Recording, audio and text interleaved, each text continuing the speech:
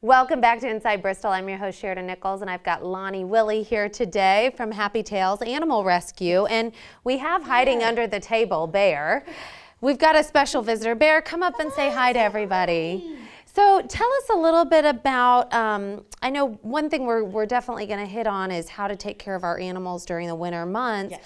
But real quick, just for people who have not heard about Happy Tales, tell us a little bit about your organization and what you do. Absolutely. So we are based out of Washington County, Virginia, and we primarily work with the local animal shelter about dogs and cats that have come into the shelter and are not being adopted locally, and so therefore don't have much of a chance of getting out of shelter. And so we work with a variety of rescues across the region that will work with us about the dogs and cats that they can take into their programs for adoption. And so we had a wonderful milestone earlier this year where we rescued our 10,000th animal from the shelter.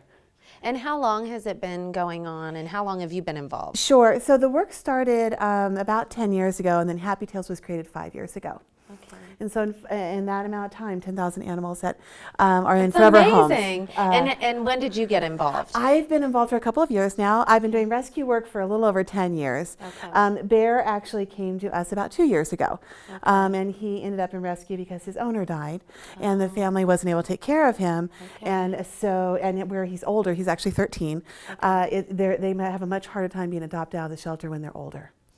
Now, Bear sees something really interesting under the table, I think. What's under there? We might have a dog bone under there or something. We might, but I got Oh, but we have a treat up here, so we'll bring Bear back up. Bear, come back and join the show. Well, tell us, for all of us who are animal owners, how do we take care of our canines during these cold, chilly months?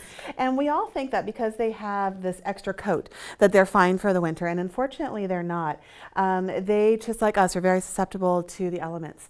And so what we often tell folks is that the two biggest things will be, especially if you aren't able to have your animal inside, is to make sure they have shelter that is out of the elements when it gets colder. And that includes not just rain and snow, but also the wind.